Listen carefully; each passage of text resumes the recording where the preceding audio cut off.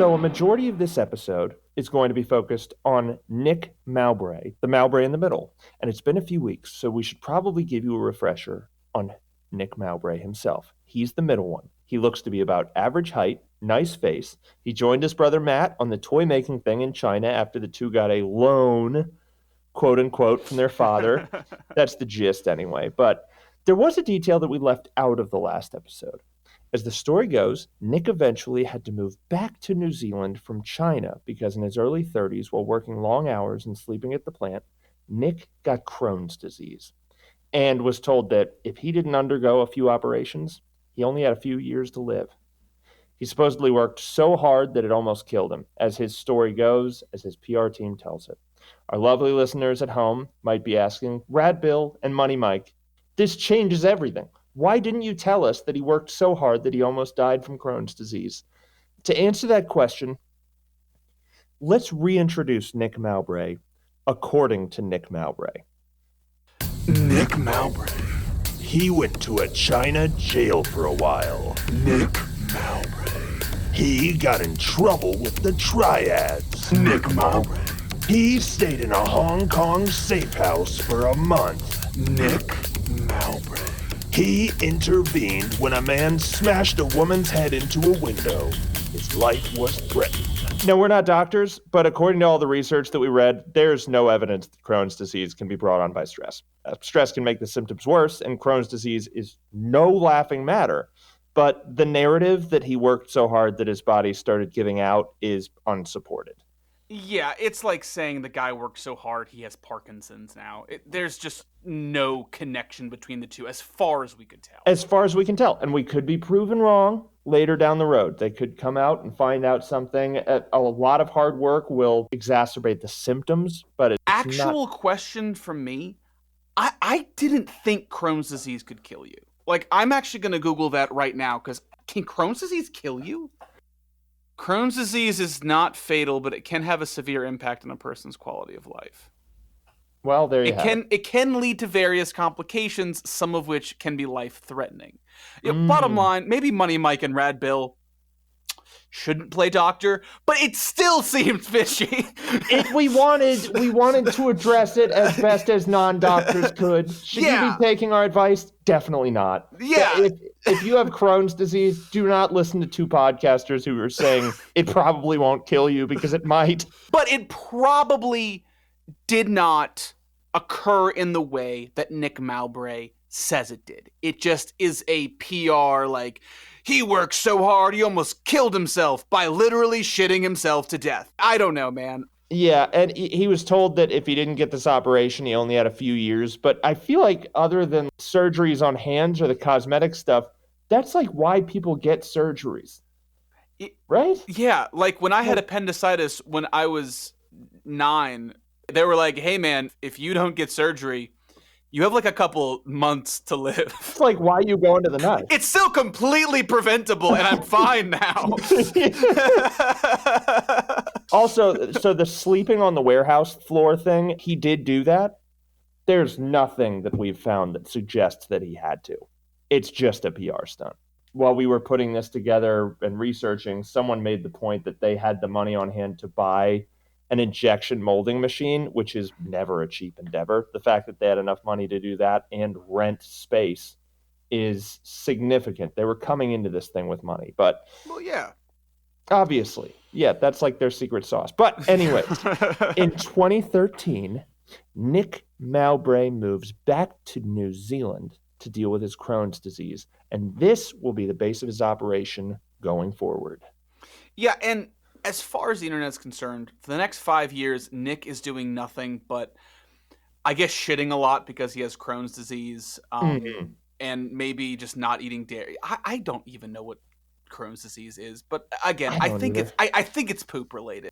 I think it is too. So we feel like the best way to navigate through this, drought and then flood of information is to section off each of these Zuru ventures into their own little compartments.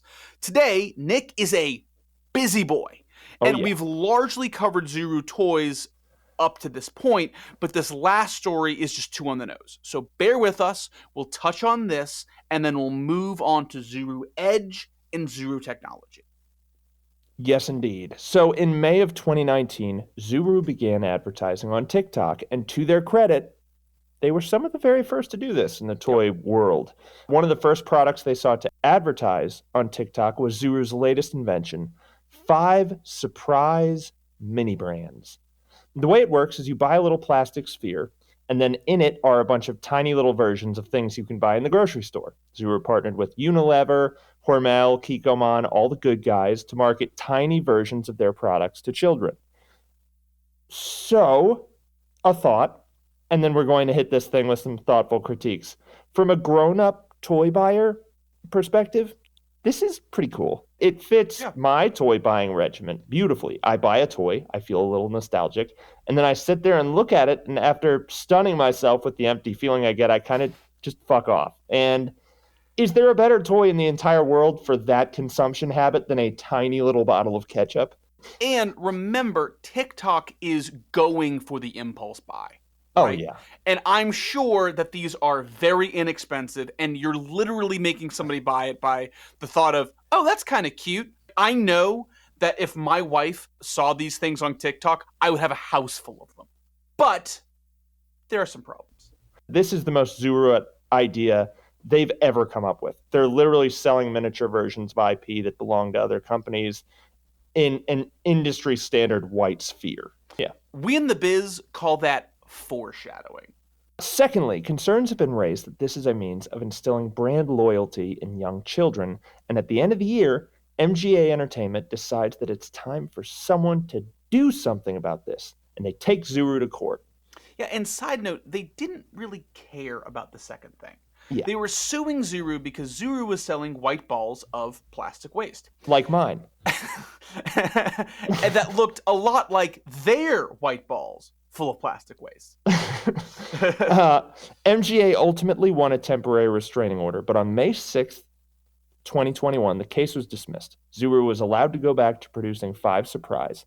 They'd won a few, they'd lost a few, but at the end of the day, they'd made a statement. No one can stop smaller, younger, more nimble organizations and startups from getting into a business and undercutting the big guys. Well, no one except Zuru, of course. That's right. See, Zuru's toy division has spent the last couple of years just suing the shit out of anyone that's tried to undercut the price of their products. January 2021, Zuru sought a temporary restraining order to stop groups from manufacturing products similar to RoboFish.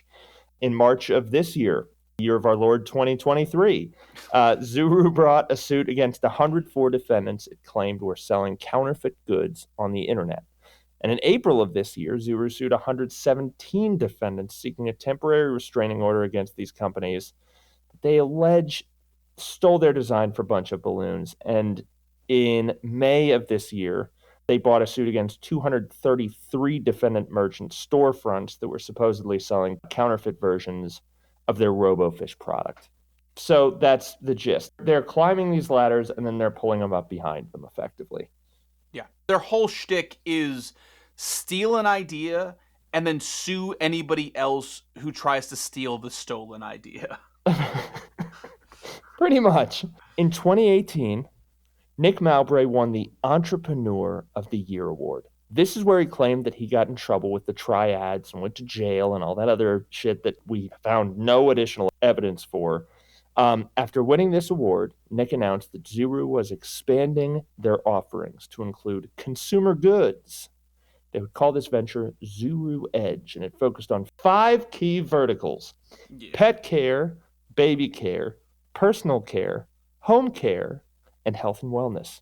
Now, there are 9 brands under this umbrella: Millie Moon, Rascal and Friends, Monday Hair Care, which we found conflicting sources on and may or may not like melt your hair to your head with the wrong kind of hair dye, which is bonkers.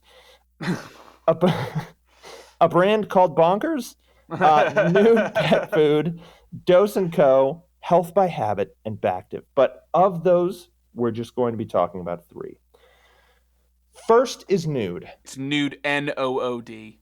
N-O-O-D. Nothing scandalous. Have a little fun, guys. Damn. Also, like, nude makeup care, I get that. Nude underwear, I get that. But nude dog food? Nude is just not what I want to think about when I think about my dog. Unless it's me taking their collar off and going, "Oh, you're naked." Which, I mean, I do that a lot, so maybe Oh, that's totally. what they It's were like going the for. cutest thing ever. But I feel like if you took that off and you were like, "Oh, you're nude," it sounds scandalous. They're like, "Hey, man, stop talking to your dog like that." Sounds like there's a weird amount of the male gaze happening there. Yeah. Anyway, I'm sorry.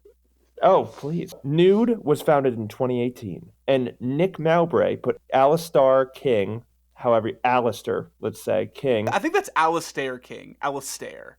Which, that is Alistair. the most fucking Bond villain name I've ever heard in my entire life. Isn't it Fucking incredible? Alistair King, the man with the bronze magnum. I don't know. It's something like that, right?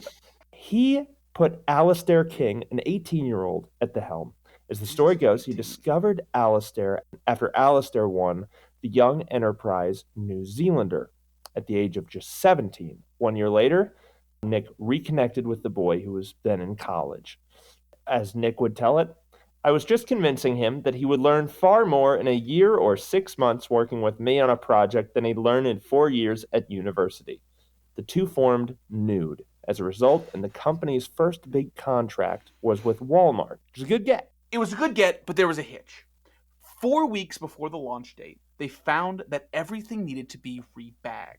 So Alistair had to fly out to Arkansas, take a 310-mile Uber ride because he was too young to rent a car. And then he worked 14, 15-hour days in the plant repackaging orders and spent his nights sleeping on the factory floor like his mentor, Nick Mowbray. He slept in a factory. Nick did.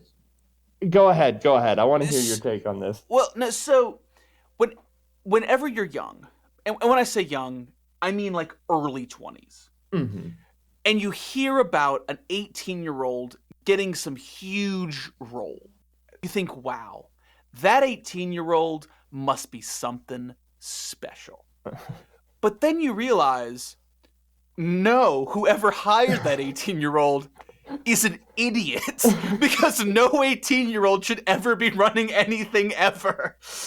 He just flew to Arkansas where he's not old enough to rent a car or drown his sorrows after these 14 to 15-hour work Oh my days. God, I never even thought about that. Oh, Jesus. It's just brutal shit. You would think that after sleeping on your factory floor, you'd be like, "That was horrible. I'm not going to put anyone else through that." And he was like, "This is good.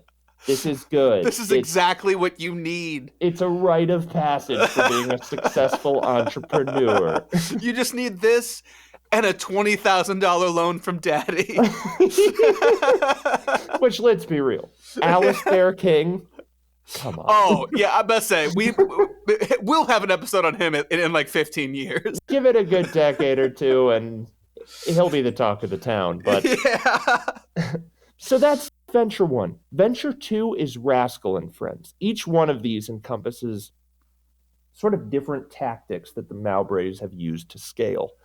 Rascal and Friends was founded in September of 2017. Nick Mowbray got involved a few months later, buying a 40% stake in the company, while Zuru apparently took a much larger chunk of the offshore business. So Nick has a 40% stake in the company. His company, Zuru, has a large chunk of the offshore business. So Zuru's all up in this shit. Yeah. Shortly thereafter, one of the founders, Grant Taylor, and his father, Keith Taylor, are forced out of the company. This is in 2020. As the narrative goes, the two weren't user-friendly to staff, which doesn't... I found that phrase in 5 different sources, and I can't get my head around it. That sounds... If my boss ever referred to me as user-friendly, I would call HR. Straight up. Yeah, man. That'd be a reasonable time to do it. Like, is that a sexual advance? Nick told the two that they could then start their own company after being kicked out of the one that they founded. Shortly thereafterwards, he took the two to court because they tried to purchase a competitor. No verdict has been reached as far as we know, but the Taylor's lawyer was quoted as saying that despite the value Nick Mowbray stated that he was adding, his real secret sauce was importing brands from China and selling them to supermarkets. User-friendly brands. Yes, user-friendly brands. A user-friendly employer like Nick Mowbray did that. Very good. Lastly is Me, or Emmy, period products. And we're not going to go too far into their offerings, but if you look at their branding, you can infer, this is on the Zuru Edge website, you can infer that their product is a nice smooth stone. I think they just sell tampons, but their marketing is disgraceful. So, unsurprisingly, shortly after launch, and I'm sure the rest of their marketing has benefited greatly from this, Zuru partnered with the Marketing 306 course at the University of Auckland. The two entities were balls deep in a 3-year partnership in March of 2020 when Zuru Edge was invited to the class to present marketing briefs for which students would be tasked with creating advertising campaigns. Briefs for products like the Me Period Care brand, a product that wouldn't be launched until November, were included in this. And the lecturer for the class told students that whoever made the best campaign would win a helicopter ride, lunch at the Coatesville Mansion, and the potential opportunity to work with Zuru. Ooh. The students were required to submit the assignment 5 months before the Me product and campaign launched. And after the assignments were submitted, students began noticing some similarities between their work and the stuff getting published for the Me campaign on Instagram, which is Me's primary marketing platform. Now, the author for this source, Etta Tang, I know I'm mispronouncing that, Etta, I'm so sorry, is careful to clarify that students weren't being tasked with reinventing the wheel here. Students were given mood boards, fonts, colors, and the logo before beginning work on the campaigns. Nonetheless, the resemblances between some of the student work and the published marketing material were striking. Early the following year, while working for Krakum, the student magazine, which I'm also mispronouncing the name for almost certainly, Etta leaves a post on the Private Marketing 306 Facebook group asking students if they were worried about their ideas getting poached by Zuru. Later that same day, Etta received a message from Nick Mowbray that read as follows. Hi, Etta, mispronouncing her name. That's not me mispronouncing it. I have just had your post brought to my attention. I'm quite concerned that a student is perpetuating inaccurate information. We had a message from a student some time back about Me, which launched a matter of weeks after students presented ideas as a case study. You will find that marketing for Me was planned and shot over the previous year. The team responsible for launching Me did not have visibility of the students' work, only myself and HR. I strongly suggest you investigate the true facts before making any accusations in public. We don't take kindly to defamation, especially when things are factually inaccurate. Thanks, Nick, Zuru. So Nick was probably hoping that use of the word defamation in the message would cause university staff to intervene or scare Etta away. Yeah, it really feels like Nick was waving his dick around in front of a fucking junior journalist here. It's not just bullying, it's something worse than that. I don't know what it is. It's worse. It's I don't know if it's in the same ballpark as taking candy from a baby. Yeah, that was the first phrase that came into my mind, but like it feels more spiteful and malevolent than taking candy from a baby. It feels like insisting that the baby drop the candy into a puddle, therefore rendering the candy inedible. And then the baby has, in some ways, only itself to blame. Are we gaslighting babies? Something's happening. I don't know what's going on here. This didn't work, though, fortunately. Instead, Etta's work became a crucial source for this episode. She decided to take his advice and begin researching, and oh boy, did this shit backfire on Nick. Yeah, he basically just spoon-fed shit into a fan. After she dug in, Etta determined that the competition judges within Zuru were not limited to Nick and the head of HR. Apparently, plenty of people got to put eyes on this material. When pressed for evidence that they had already planned the What's in My Bag campaign, which was one of the campaigns that was notably similar to a student project, Liam Whitaker, a spokesperson for Zuru at the time, couldn't produce anything. Now, the professor who had negotiated the partnership defended it, saying Zuru use up their time, resources, and their prizes they offer in exchange for a bunch of ideas. They're offering lunch and a helicopter ride and an office tour and the opportunity for an internship. The only resource being burned here is just time. Yeah, this is just what's the word? It just exemplifies the whole internship ecosystem where we're giving you a job. We're doing you a favor. We're not going to pay you, though. Yeah. Well, we'll do an episode on that someday. Yeah, that'll come around. They're offering lunch, a helicopter ride, an office tour, just nothing. Also, the university's intellectual property created by staff and student policy, wow, that's a mouthful, disagrees, saying that students are to be the first owners of copyright in their accessible work. They don't relinquish their rights to IP ownership by enrolling in any particular class, and they are entitled to an explanation before being asked to sign these rights to a third party. Now, for those of you who aren't sold on this being a problem, those who won the contest weren't guaranteed a job of any sort, and those whose work appears to have influenced the campaign weren't credited. This is work for nothing in its purest form. Oh, yeah. And for the holdout in the audience that might be thinking, well, the students got a learning experience that they otherwise wouldn't have gotten. Did they, though?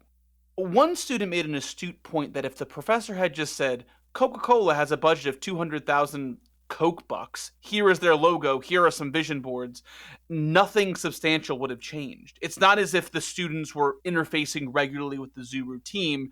What's the difference between doing it for Zuru and doing it for Rad Bill's Prince Albert Emporium? It's still theoretically, it has no additional benefit to the students at all. And the professor agreed with this sentiment, by the way. He stated that he will set the assignment up in a way that allows students to submit their projects for grading, but not for the Zuru competition if they wish. However, students in the course this semester, our source on this was published, were given a 4-page terms and conditions document. And then on the document's 3rd page, it stated that by registering and submitting a project to the competition, students agree that Zuru can use their ideas or strategies and waive their right to be credited for their work. The agreement also states that participating students are prohibited from sharing any of their views or opinions of Zuru or the competition on social media without first getting approval from Zuru. Is this actual child labor? Like, I mean, if these are college sophomores, I guess they're probably over the age of 18, but it's still close. Just stunning, it's right? really close. I was doing some work for my day job the other day, and I found it was GSK, GlaxoSmithKline, has a thing at the bottom of their website that's their slavery policy. Holy fuck! I'll put that up on the Reddit. It was mind-blowing. If anyone else wants to take a read, it's got a lot of words like best effort and... Oh no! We're gonna try our best not to use slavery. We can't make any promises, but damn, we're gonna try. So this is an interesting little case study. This whole thing that's just transpired. Nick picks a fight with a journalist in training, and it backfires on him this way. A good lesson for any entrepreneurial personalities. Don't sue people or even threaten to sue people if you want something to go away. Yeah, if you're going to punch that baby in the face, make sure that he can't beat you up. Make sure that his parents aren't going to let him square up with you. Yeah. Yeah, the last decade has been a pretty horrifying spectacle of what's possible with the help of the courts, but it's become evident that if you try to sue a secret into the ground, the very worst parts come out on live television. Mm-hmm. Mm-hmm. This is the Achilles heel of suing the shit out of people. It's a very public affair, and although Nick had gotten burned to some degree trying to scare at a Tang, he and his siblings decided to take it to the next level in July of 2022. See, it was around this time Zuru had its pretty famous run-in with Glassdoor, a website that allows workers to leave anonymous reviews about the companies they work for. As the story goes, a few folks had a lot of less than positive stuff to say, not just about Zuru as a company, but about the Mowbrays in particular. The review reads as follows. People are resources, assets, expendable, and unless a personal friend, not good enough. The ownership is the most incompetent group of individuals when it comes to treating others with any dignity or respect. They will work you to the bone, give you a fancy job title, and make you feel important without the pay to match, consistently talk down at you, make you feel worthless, and then find a way to get rid of you when they've burnt out all the energy you came with. People are resources, assets, expendable, unless a personal friend, not good enough. Another review. The ownership is the most incompetent group of individuals when it comes to treating others with any dignity or respect. They will work you to the bone, give you a fancy job title, and make you feel important without the pay to match, consistently talk down to you, make you feel worthless, and then find a way to get rid of you when they've burnt out all the energy you came in with. In my time there, I have never seen more people struggle with mental health at the hands of an exploitative leadership team than anywhere else my friends work. It's only at the hands of PR have they managed to somehow lie to the general public for so long about their character. Too many times I watched aspirational young people come in and try to establish themselves, to be absolutely battered down by out-of-touch wannabe celebrity entrepreneurs who know that it's much easier to treat someone who is yet to discover their professional self-worth as dirt without risk of them standing up for themselves. It's also cheaper, something this company is brilliant at exploiting. Oof. That's a sick-ass burn. I'll read the second half here. Sure. Don't get sucked in by the fancy parties, cute PR pieces, or exciting job titles and benefits, quote unquote. Just talk to anyone who was left in the last few years and look at their average tenure on LinkedIn. Everyone has horror stories about how they were treated or how the people around them were treated. Money does not make you a good person, and Zuru is a leading example of this. You are worth more than they will treat you as. One note I will make is that the leadership layer below the ownership do their damn best to protect their people, and it's admirable. You are also all worth more. Remember that. Advice to management: your ability to buy headlines and popularity with money will only go so far. Your people are your biggest advocates and detractors, and you are not doing yourself favors. You only have to look at the long list of names who have left you on bad terms to see your problem. It's yourselves. Hire a leadership team to run this business and step back. You might be competent strategists, but you are not competent people managers.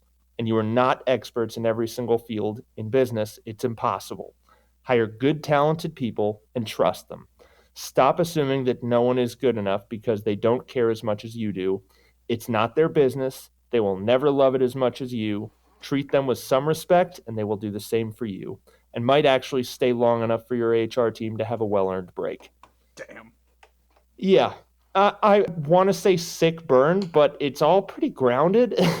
And honestly, dude, like, every single one of these that we read are just so what's the word? Raw. Yeah. Like you can tell that each one of these reviews came from a place of just real honest to God pain.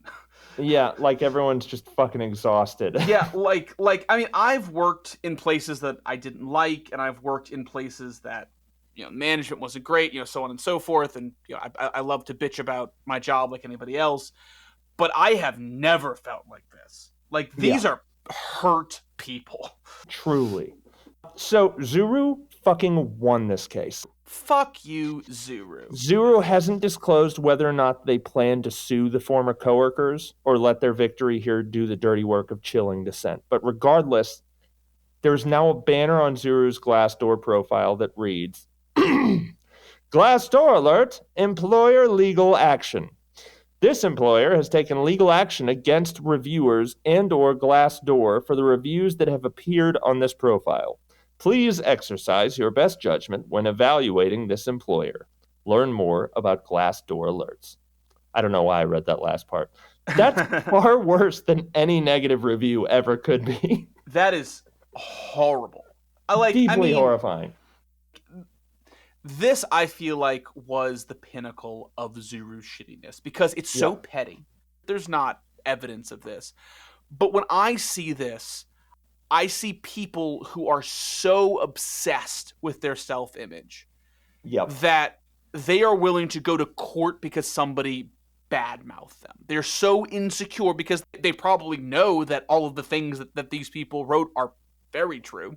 And they sued to have their PR story be front and center. And there was one of these reviews, don't get sucked in by the fancy parties, cute PR pieces, or exciting job titles and benefits. Like that is what these people are made of. Yeah.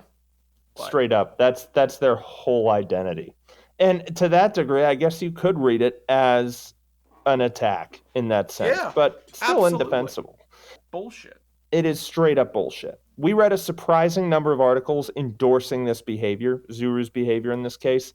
We think it's bad, obviously. That review pretty much just says that they have stuff to improve. It's a million times better to just leave a email us. We want to learn more about your experience under the post. I don't know why that alleviates my concerns so much when researching a new job, but it does. Totally does. Maybe someone did write that. We just won't ever know because Zuru went all Hulkamania and sued Glassdoor, who took down the post as a result. Yeah. Beyond this, Zuru Tech is a new subsidiary of the Mowbrays that builds houses. They're trying to be like Elon Musk and do a little bit of everything. And we suggest that you, our lovely audience, boycott Zuru Tech and all of their other products. We'll include a list along with the sources so that you can be sure not to buy any of these things. And with that, it's crutches time. Oh, yeah. Oh, baby. Consumer harm is an interesting one. Kids choke on candy, fall off bikes, and toys go down their throats, up their asses, and underneath their skin. Kids are just fucking animals, basically. And although Zuru has had a few recalls, we don't have any records of them hesitating to do one. What we do have is a wealth of evidence that they have sued companies that would have made the products cheaper. And that is consumer harm, so they get to see all day. Keeping prices up means that they are a net negative to society. Classic consumer harm. Yep. Rich parents, totally. Union suppression and employee abuse. Suing to suppress dissent is pretty despicable and is absolutely an attempt at avoiding reforms within their company. They get the U all day. Yep. Tax evasion. They're based in the British Virgin Islands. We're touching on this here because it just doesn't fit naturally into anything. But they're HQ'd in a tax haven, and companies do that to avoid paying taxes to the communities in which they operate all day and night. Yeah. Child labor, this is like the one missing one. Unless you count stealing college students' ideas as child labor. No, it's not technically child labor, but they're still exploiting young people. They are certain, their exploitation is in their nature. Yeah. And harassment allegations are buried if they exist at all. Egregious behavior after hours.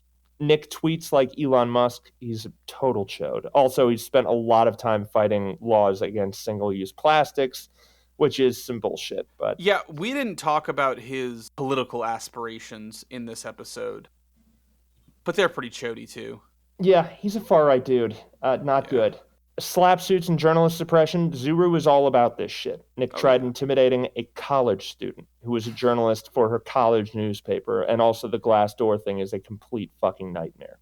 The only two letters these folks are missing out on is the C for child labor and the H for harassment allegations. The rest, they have them all day. Yeah, and this is with probably one of the best PR teams in the game. Yeah. I feel like these guys' PR is Taylor Swift level PR. Yeah. Because if you Google them, you're like, we're kind of like, dang, like these guys don't seem that bad unless you really fucking dig. But if you go to a subreddit based in New Zealand, they are so hated. When you go to the Glassdoor reviews, they are hated. Yeah. But they're just their PR team is working night and day. Probably they're underpaid as well, but that's I don't know.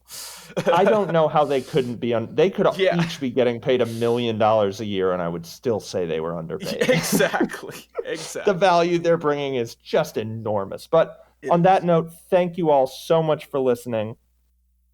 We hope you enjoyed the episode. Feel free to drop us a line via email. Feel free to shoot us over something on the subreddit. Let us know if we missed anything.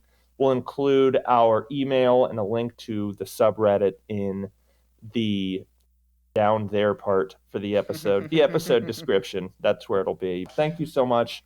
We love you all. And goodbye.